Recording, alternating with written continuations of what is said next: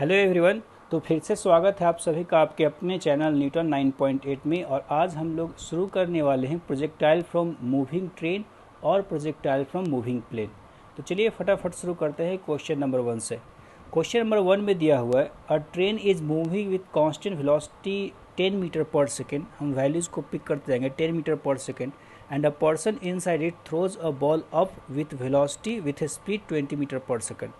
तो जो आदमी है अंदर बैठा हुआ वो बॉल को 20 मीटर पर सेकेंड से ऊपर की तरफ थ्रो करता है। देन आपको आंसर देना है कि discuss the motion of ball observe by the person inside the train. जो आदमी उस बॉल को थ्रो करता है उसके रिस्पेक्ट में मोशन कैसा होगा। And observer outside the train. फिर आपको टाइम ऑफ फ्लाइट निकालना है, फिर रेंज निकालना है। तो चलिए हम लोग सोचते हैं कैसे इसको हम लोग डील करेंगे। तो देखिए क्वेश्चन ये दिया हुआ कि एक बात आपको ध्यान रखना है कि ट्रेन का हाइट लेंथ सब कुछ इनफाइनाइट मानना है हम लोगों को। तो अगर हम लोग बात करें तो सपोज़ कीजिए आपका ट्रेन हो गया। हम लोग सॉल्यूशन शुरू करते हैं। तो ये आपका ट्रेन हो गया, इसके अंदर आदमी है, ठीक है। तो इसके अंदर क्या है, आदमी है। उसको बॉल दिया गया है। ये बोला गया है कि ट्रेन जो मूव कर रहा है वो कितने से मूव कर रहा है, वो मूव कर रहा है 10 मीटर पर सेकेंड से। और ये जो आदमी है वो थ्रो करता है बॉल को अपने रिस्पेक्ट में ऊपर की तरफ, मतलब खुद से ऊपर की तरफ थ्रो करता है 20 मीटर पर सेकेंड से। वो जो बॉल को थ्रो करता है हम लोग मानते हैं ऊपर की तरफ उसने अगर थ्रो किया है तो हम लोग बोलेंगे कि वो अपने रिस्पेक्ट में, वो खुद से उसने ऊपर की तरफ थ्रो किया, ठीक है।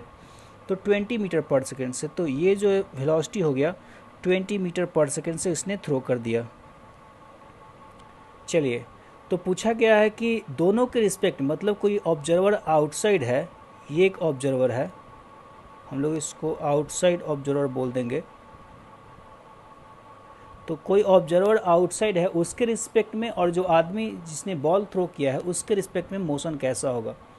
तो मैं बता दूं कि अगर कोई बाहर से देखेगा इसको तो एक्चुअली होगा क्या कि देखिए, हम लोगों ने बोला कि ये जो बॉल को स्पीड मिला है, कितना मिला है, 20 मीटर पर सेकेंड से अपवर्ड।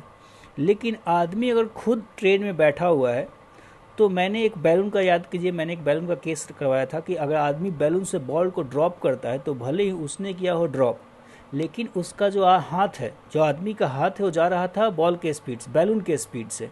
तो उसके कारण बैलून, जो बॉल को है वो बैलून का वेलोसिटी मिल जाएगा। बॉल को किसका वेलोसिटी मिल जाएगा, बैलून का वेलोसिटी। सेम चीज़ यहाँ पर है कि आदमी भले ही ऊपर की तरफ थ्रो किया हो, लेकिन जो ट्रेन है वो 10 मीटर पर सेकेंड जा रहा है, तो उसके कारण इसको एक एक्स में ही वेलोसिटी मिल जाएगा, इसको एक एक्स में वेलोसिटी मिल जाएगा। और वो जो चलेगा नेक्स्ट वेलोसिटी जो होगा 10 मीटर पर सेकेंड एक्स में हो जाएगा, 20 मीटर पर सेकेंड वाई में हो जाएगा। तो अब होगा क्या कि देखिए, अगर हम लोग पहले बात करें कि ये आदमी कैसा मोशन ऑब्जर्व करेगा, तो बॉल को अगर नेट वेलोसिटी कुछ इस तरह से हो गया सपोज कीजिए, तो उसके कारण बॉल का मोशन कुछ ऐसे हो जाएगा। बॉल का मोशन क्या हो जाएगा, कुछ ऐसे हो जाएगा, ठीक है, प्रोजेक्टाइल मोशन की तरफ। लेकिन मैं बोल रहा हूँ क्या कि ये जो आदमी है, देखिए किसी भी मोमेंट पे बॉल का वेलोसिटी एक्स में जो रहेगा 10 रहेगा। मैं आपको बता चुका हूँ कि एक्स में वेलोसिटी चेंज नहीं होता है प्रोजेक्टाइल मोशन में। तो किसी भी मोमेंट पे बॉल का जो वेलोसिटी रहेगा वो 10 हॉरिजॉन्टल की तरफ रहेगा, हॉरिजॉन्टल की तरफ ट्रेन रहेगा, वर्टिकल वाला चेंज होते रहेगा। और ये आदमी भी ट्रेन पर है, तो ये आदमी भी हमेशा क्या जाते रहेगा, 10 मीटर पर सेकेंड से आगे बढ़ते रहेगा। तो भले ही इसने बॉल को ऊपर थ्रो किया कर दिया हो, लेकिन जो जिस रेट से बॉल मूव कर रहा है उसी रेट से एक्स में आदमी मूव कर रहा है। तो अगर बॉल यहाँ होगा तो आदमी यहाँ पहुँच जाएगा, अगर बॉल यहाँ पहुँचेगा तो आदमी कहाँ पहुँच जाएगा, यहाँ। अगर बॉल और आगे जाएगा, क्योंकि एक्स में दोनों का वेलोसिटी सेम होगा, तो एक्स में अगर वेलोसिटी दोनों का सेम है तो जितना डिस्प्लेसमेंट एक्स में आदमी का होगा उतना ही एक्स में डिस्प्लेसमेंट किसका होगा, बॉल का होगा। आप मेरी बात को समझिए कि जो बॉल के पास एक्स का वेलोसिटी है 10 मीटर पर सेकेंड, और जो ट्रेन के पास एक्स में वेलोसिटी है, दोनों सेम है, तो एक्स में डिस्प्लेसमेंट दोनों का सेम होगा। बॉल और ट्रेन, या ये बोलिए बॉल या आदमी, जो आदमी ट्रेन के अंदर बैठा है, तो दोनों का एक्स में डिस्प्लेसमेंट अगर सेम होगा तो हम लोग बोल सकते हैं कि बॉल जो है हमेशा आदमी के ऊपर रहेगा। ये जो आदमी है जो इसने थ्रो किया है ऊपर, बॉल जो है हमेशा इस आदमी के क्या रहेगा, ऊपर रहेगा। तो according to this person which is inside the train, the ball will just go up and will come down, it will just like one dimensional motion under gravity. अब बात को समझ रहे हैं? तो मैं ये बोलना चाह रहा हूँ कि एक्स में दोनों का वेलोसिटी सेम है, तो हम लोग चलिए इसको लिख देते हैं। देखिए एक और लॉजिक है यहाँ कि आप इमेजिन कीजिए कि आप जब ट्रेन में होते हैं, ठीक है, आप जब ट्रेन में होते हैं और आप किसी चीज़ को ऊपर थ्रो करते हैं तो हमेशा आपके हाथ में आकर गिरता है, हमेशा आपके हाथ में आकर गिरता है। लेकिन क्या एक्चुअल में ऐसा होना चाहिए? बिल्कुल नहीं होना चाहिए, क्योंकि सोचिए कि आप ट्रेन के अंदर हैं तो उतने देर में, जितने देर में अपने बॉल, अगर ऐसा होता कि वन डायमेंशनल मोशन होता तो उतने देर में तो बॉल ऊपर जाती और नीचे आती, तो आदमी को तो आगे चला जाना चाहिए था, जिसने बॉल को थ्रो किया उसको क्या चलाना चाहिए था? आगे चले जाना चाहिए था।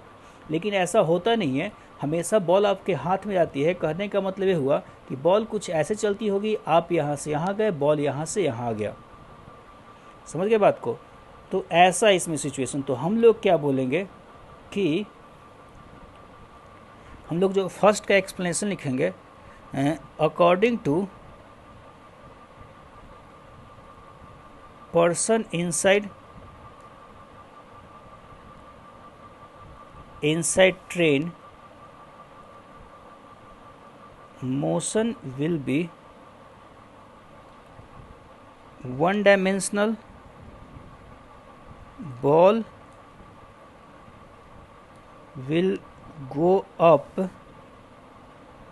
and will come down। तो हम लोग बोल सकते हैं कि according to this person the motion will be one dimensional, और इसका मतलब ये बोल सकते हैं कि ball will go up and will come down, but for the observer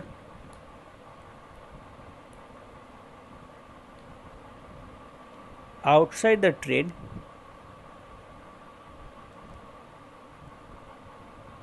it will be projectile motion and path will be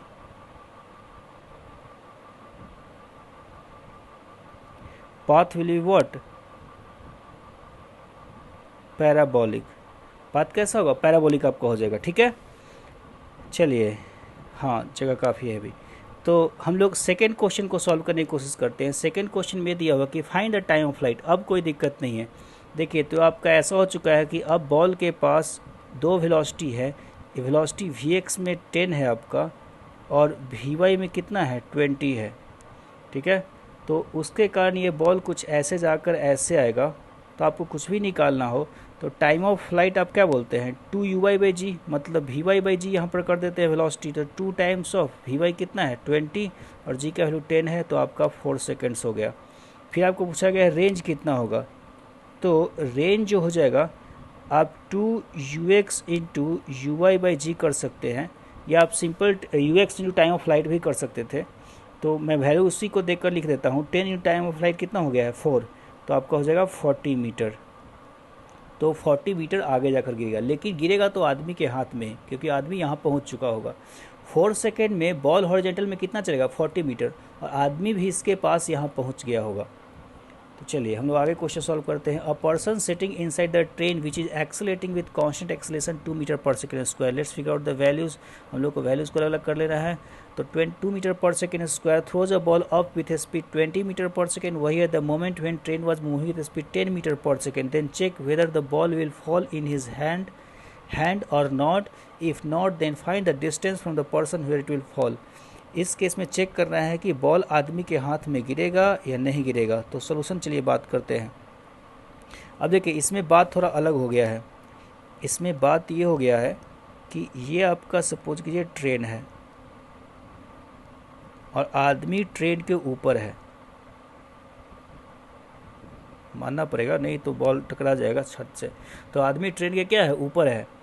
अब बोला गया है कि इसके पास, ट्रेन के पास एक एक्सेलरेशन भी है 2 मीटर पर सेकेंड स्क्वायर का, और इसके पास जब उसने थ्रो किया था तो वेलोसिटी है 10 metre per second.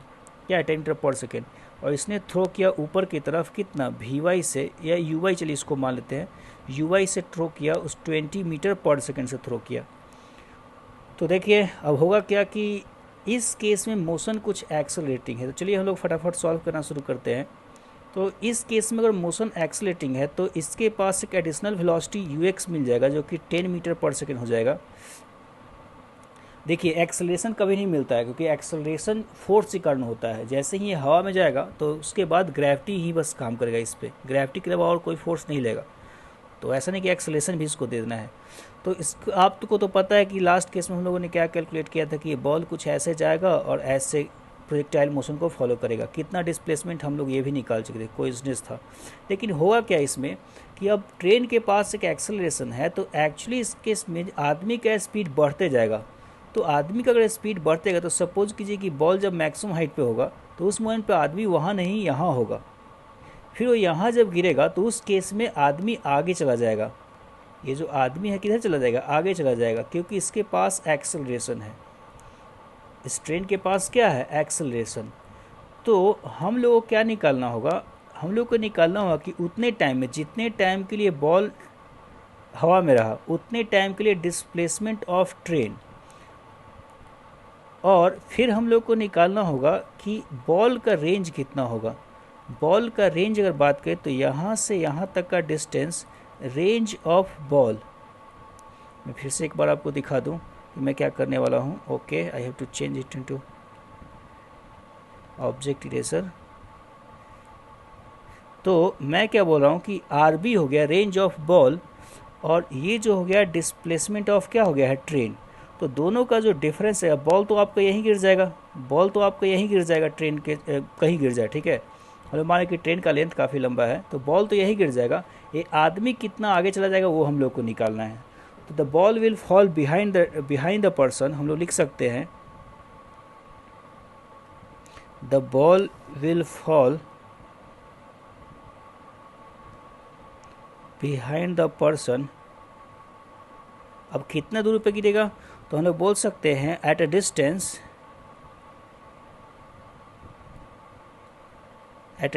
What, the distance d will be displacement of train minus displacement of range of ball, हम लोग बोल सकते हैं।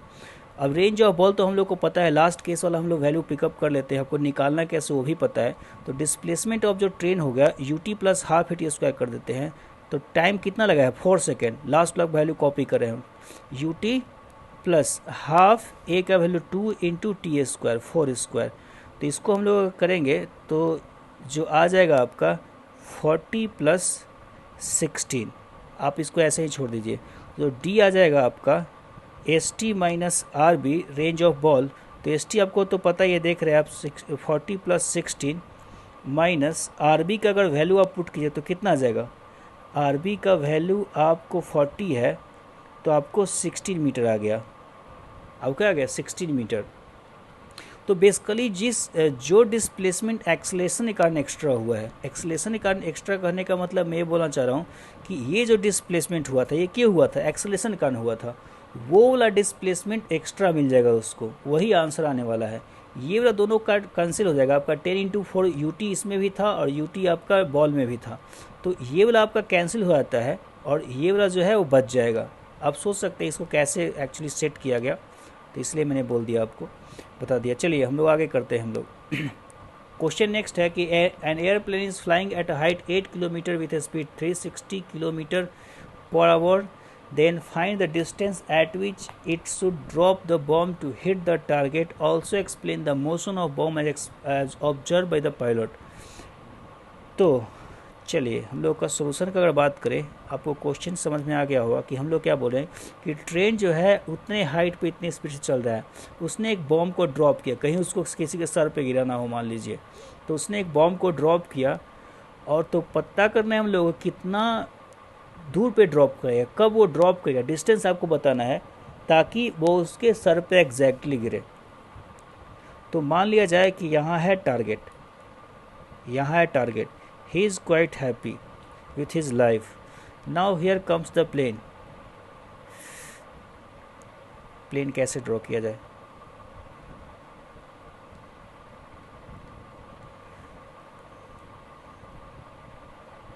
okay, I think now I should participate in some drawing competition. So ये आपका plane हो गया. Now I have to look at it actually for some time. How good am I. Okay, तो हम लोग का ये ट्रेन हो गया. सो हम लोग ऐसा बोल सकते हैं कि क्या बोल सकते हैं कि ये जो प्लेन का जो हाइट है,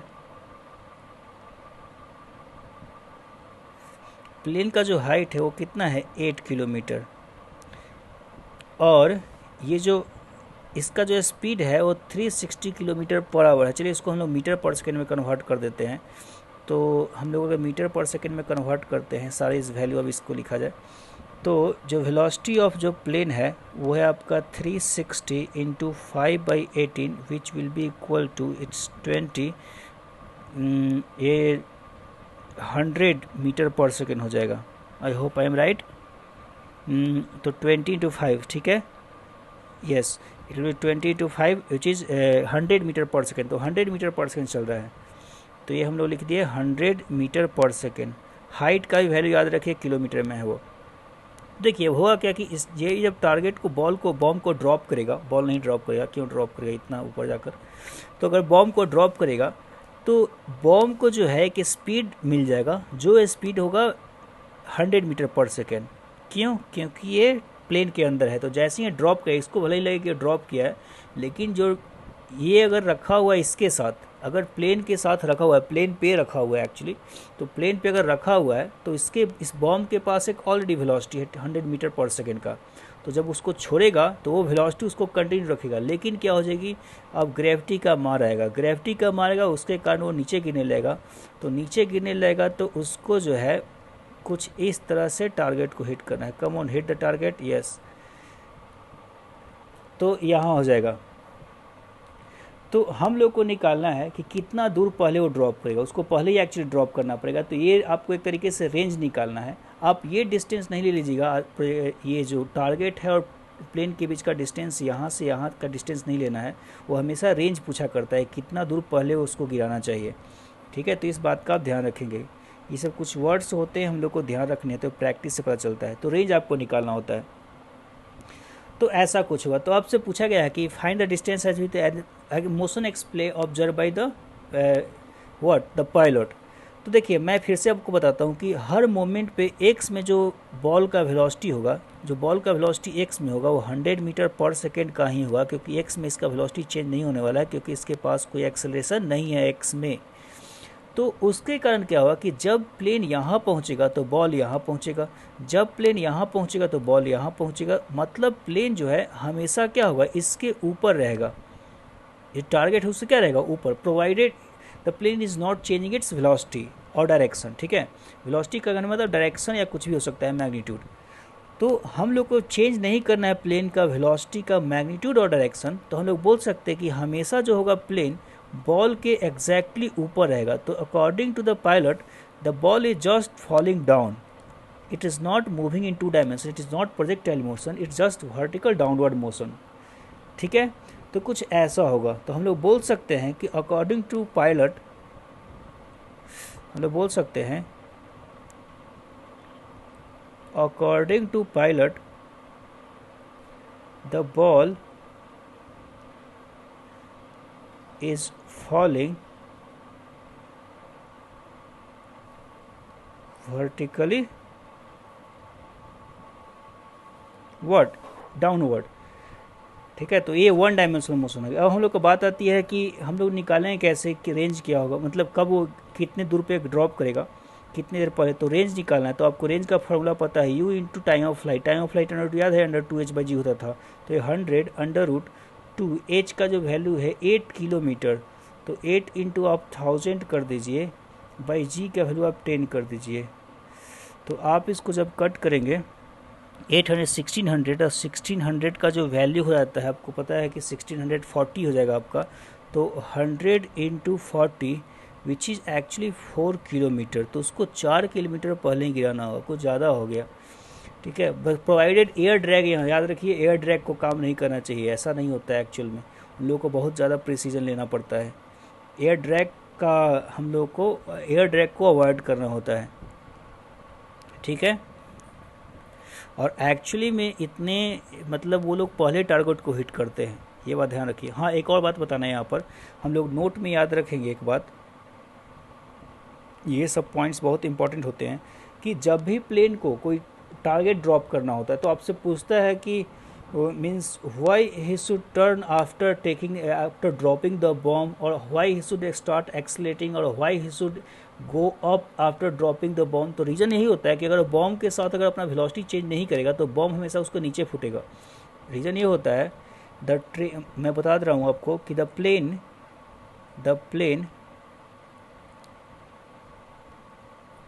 should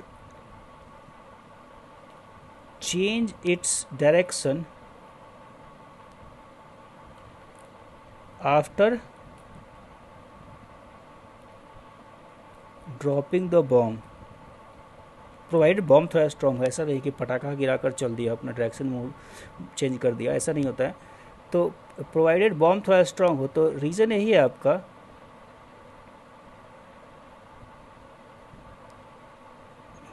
wow I am really good.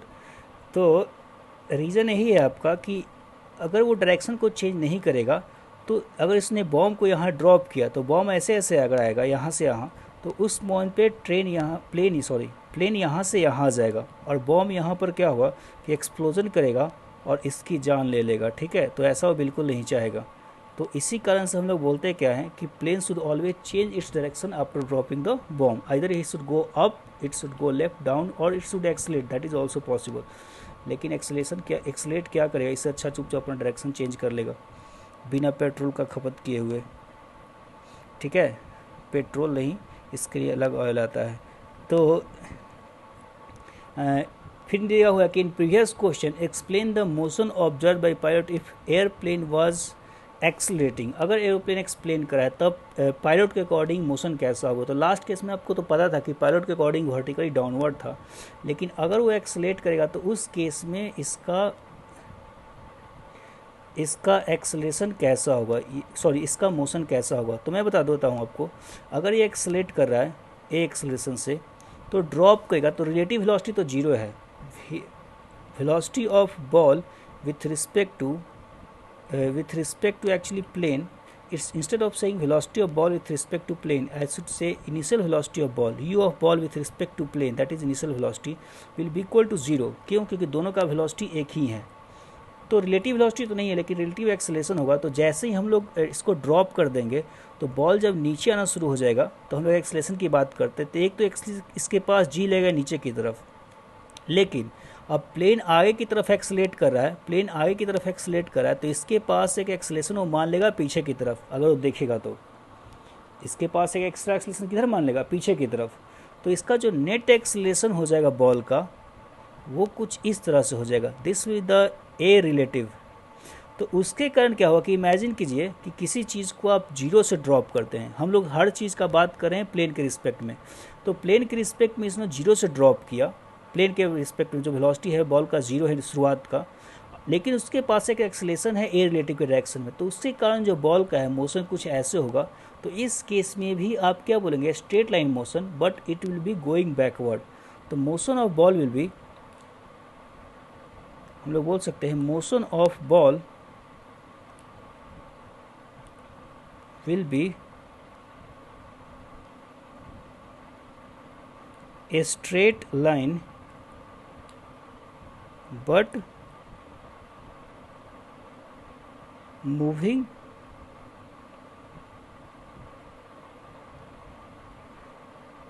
slightly backward। ठीक है, तो इस डायरेक्शन में जाएगा। तो इस तरह से जो है रिलेटिव मोशन का थ्योरी का पोर्शन ख़त्म हो गया है। आप क्वेश्चन सजेस्ट करें, आप क्वेश्चन पूछ सकते हैं कि कैसा मतलब किस टाइप के क्वेश्चन पूछे जाएंगे, या आपके कुछ डाउट्स हैं आप नीचे डाल सकते हैं, उसको मैं फर्दर वीडियो से एक्सप्लेन कर सकता हूं। Otherwise the theory portion is over. Next जो है चैप्टर शुरू करने वाला हूं मैं सर्कुलर मोशन का काइनेमेटिक्स एक्चुअली शुरू करूंगा। मैंने सर्कुलर मोशन को 3 पार्ट में डिवाइड कर रखा है। काइनेमेटिक्स हम लोग जानते हैं कि अभी हम लोग काइनेमेटिक्स का पोर्शन कवर कर रहे हैं, तो सर्कुलर मोशन का काइनेमेटिक्स अभी पढ़ाया जाएगा। सर्कुलर मोशन थोड़ा होता है डिफ़िकल्ट, इसलिए इसको मैंने 3 पार्ट में डिवाइड कर दिया है कि हर बार थोड़ा थोड़ा कर हम लोग पढ़ लेंगे। तो एक बार हम लोग जो सर्कुलर मोशन अभी पढ़ने वाले हैं, फिर आपका सर्कुलर मोशन फ्रिक्शन और न्यूटन्स लॉ में भी हम लोग पढ़ेंगे, वहाँ पर डायनेमिक्स पढ़ा जाएगा फोर्सेस के बारे में। उसके बाद वर्क पावर एनर्जी में भी वर्टिकल सर्कुलर मोशन आता है। तो इस तरह से हम लोग सर्कुलर मोशन को फ्रैक्शन में कर पढ़ेंगे ताकि हम लोग को उस पर अच्छा से कमांड हो जाए। तो तब तक के लिए बाय बाय।